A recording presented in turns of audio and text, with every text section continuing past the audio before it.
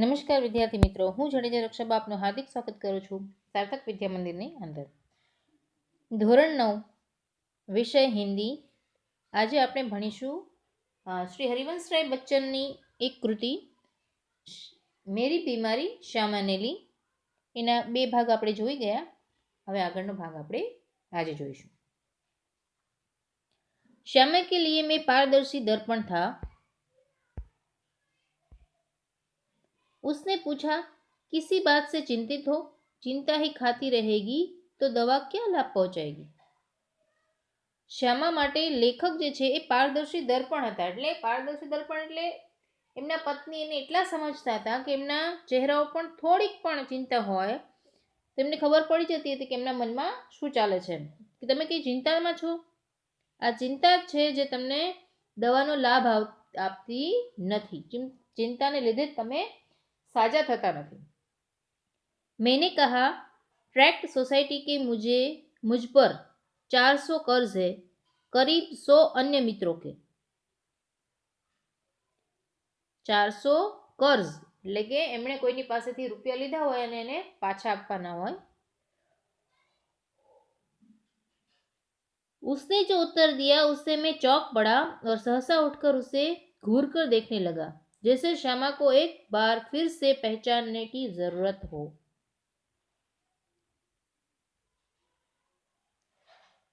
એણે જે ઉત્તર આપ્યો એ ઉત્તરથી હું એટલો બધો ચોંકી ગયો કે અચાનક ઊભો થઈ ગયો અને એને જોવા લાગ્યો. શ્યામાને હજી પણ ફરીવાર જાણે ઓળખવાની જરૂર છે. હજી લેખકને એને ઓળખતા નથી એવું એમને લાગ્યું. उसने कहा था, कर्ज तो मैं तुम्हारे मरने के बाद भी उतार दूंगी, तुम इसकी चिंता छोड़ो. લેખકના પત્ની શું કહે છે, તમે મરી જશો ને તો હું ત્યારે પણ તમારું કર્જ જે છે ઉતારી દઈશ, અત્યારે એની चिंता करवानी जरूर नहीं. मैं सोचने लगा, श्यामा ने वज्र ही अपनी छाती पर रखकर यह वाक्य कहा होगा, मुझे चिंता मुक्त रखने को वह क्या नहीं कर सकती थी. લેખક શું કહે છે, એણે પોતાના કાળજા ઉપર પથ્થરો રાખી દીધો હશે ત્યારે આ વાક્ય મારા માટે બોલી શકી હશે. શું નથી કર્યું એ સ્ત્રીએ મારા માટે. मरने के लिए जो मैंने अपने आप को छोड़ दिया था वह मुझे एकदम गलत लगा. मुझे अपने लिए नहीं तो श्यामा के लिए जीने का संघर्ष करना चाहिए. मरवा માટે મેં મારી જાતને જે છોડી દીધી હતી એ મને એકદમ ખોટું લાગ્યું. મારે મારા માટે નહીં તો કાંઈ નહીં પણ શ્યામા માટે જીવવાનો સંઘર્ષ કરવો જોઈએ. લેખકને એવું લાગે છે. श्यामा के लिए मैंने जीवन में कुछ नहीं किया. પોતાની પત્ની વિશે વાત કરે છે કે એના માટે મેં જીવનમાં કાંઈ જ નથી કર્યું. કભી કરને કે યોગ્ય નહીં રહા. કે એના માટે મેં લાઈફમાં જીવનમાં કાંઈ જ નથી કર્યું. એક પતિ તરીકે મારે જે એના માટે કરવું જોઈએ એ મેં કાંઈ જ કર્યું નથી. अब यदि मैं उसे ऐसी स्थिति में छोड़ जाऊं कि वह मेरे मरने पर मेरा कर्ज उतारने की चिंता करे तो मुझसा जघन्य अपराधी कौन होगा. શું કહે છે જો લેખક, આખી જિંદગી તો મેં એના માટે કાંઈ જ નથી કર્યું. અબ યદિ મેં એટલે કે હવે જો હું એને આવી સ્થિતિમાં છોડીને જાઉં, મારા મરી ગયા પછી પણ જો એની આખી જિંદગી મારું દેણું ઉતારવામાં જ રહે, મેં જે લોકો પાસેથી ઉધાર લીધા છે એ પૈસા એને ચૂકવવામાં જ રહે, તો પછી મારા જેવો કોઈ જઘન્ય અપરાધી નથી. નહીં, મેં શ્યામા કે લીએ ચિંતાएं નહીં છોડ જાઉંગા. લેખક શું કહે છે, હું શ્યામા માટે ચિંતાઓ છોડીને જઈશ નહીં. जीने का रास्ता खोजूंगा, जीकर अपनी चिंताएं समाप्त करूंगा. एक रात जैसे मेरे कानों में किसी ने कहा, एक रास्ता अब भी है. લેખક શું કહે છે, જીવવા માટેનો રસ્તો ગોતીશ, ખોજુંગા એટલે ગોતીશ, જીકર અપની ચિંતાએ સમાપ્ત કरूंगा કે જીવન જીવીને હું મારી ચિંતાઓ પૂરી કરીશ. અને એક રાત્રે એમના કાનમાં જાણે ક્યાંકથી અવાજ આવ્યો હોય એમ, એક રાસ્તા અબ ભી હૈ, જાણે મન એમ કે છે કે હજી પણ એક રસ્તો છે.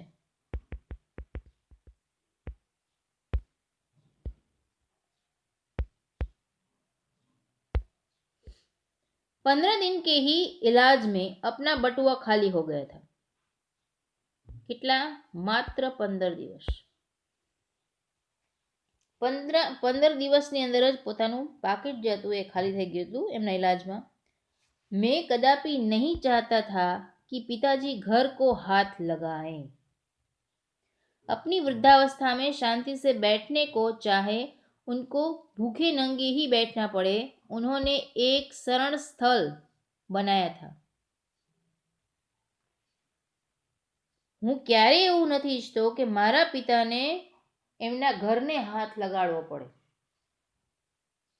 હાથ લગાડવો પડે એટલે એમના ઘરને વેચવું પડે કે ગીરવે મૂકવું પડે।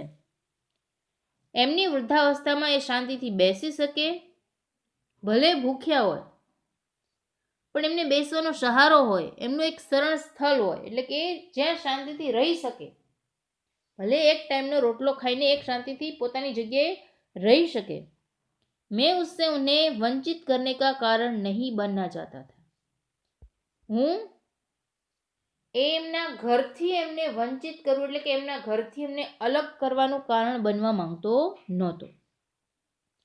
पर यह भी विपत्ति का एक व्यंग है कि मेरे पिता माता दोनों में से किसी को अपनी छत के नीचे अपने अंतिम श्वास से छोड़ने का योग नहीं बना था।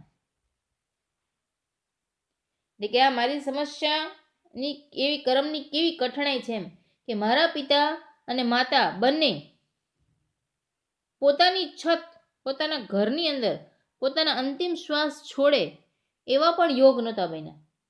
ના જાને રામ કહાં લાગે માટી, पर उस समय मैं कैसे जानता, खबर नहीं ईश्वરની શું ઈચ્છા છે, પણ એ સમયે હું પણ કંઈ જાણતો નહોતો।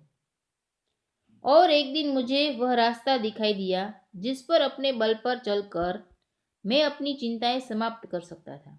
અને એક દિવસ મને રસ્તો મળ્યો કે જેની ઉપર ચાલીને હું મારી ચિંતાઓ પૂરી કરી શકતો હતો।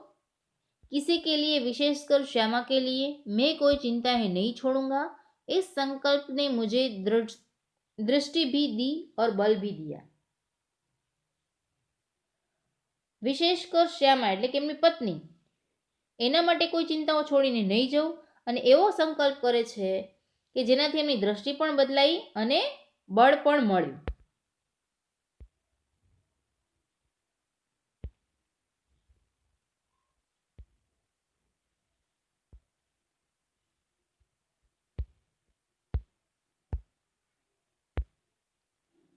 मैंने डॉक्टर बी के मुखर्जी के पास जाकर कहा, डॉक्टर साहब आपका इलाज बहुत महंगा है, मेरे पास आपके इलाज के लिए पैसे नहीं। ડૉક્ટરને શું કહે છે કે તમારું જે તમે જે ઇલાજ કરો છો, તમે જે મને દવાઓ આપો છો, તમારું ઇલાજ ખૂબ જ મોંઘું છે જેના માટે મારી પાસે પૈસા નથી। इसके पूर्व कि मैं कुछ और कहूँ या पूछूं, उन्होंने अपने बदनाम मुफ्फट स्वभाव से कहा, पैसे नहीं है तो जाओ मरो। શું કે છે એના પહેલા કે લેખક કંઈ કે એ પહેલા જ ડૉક્ટર શું કે છે, પૈસા ન હોય તો કંઈ નહીં, જાઓ મરો। તો અહીંયા આવવાનું કારણ શું એમ।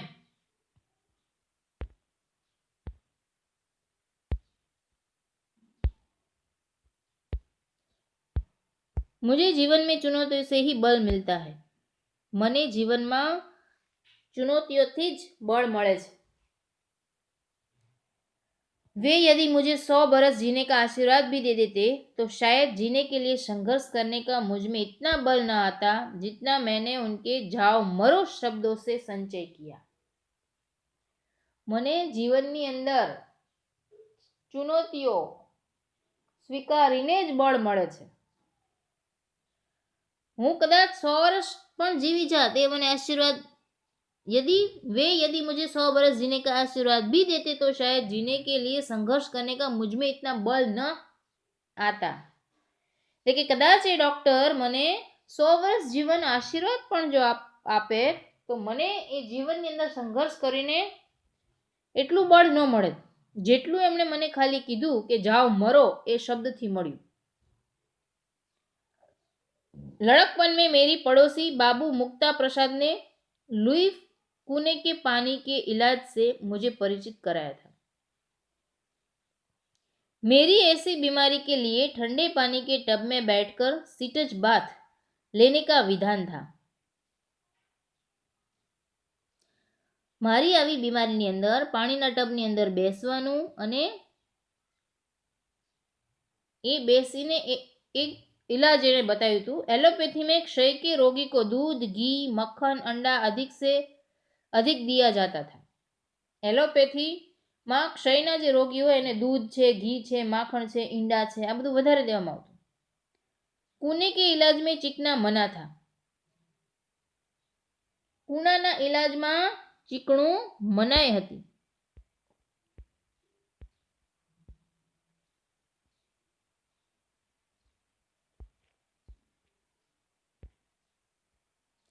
सिर्फ कच्ची सब्जियां, फल, भीगे चने,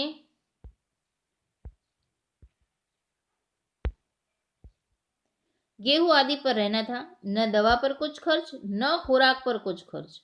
यही इलाज तो मेरी स्थिति के अनुकूल था और कामकाज साधारण किया जाना था। એટલે શું કાચા શાકભાજી ખાવાના, ફળ ખાવાના, પછી પલાળેલા ચણા છે,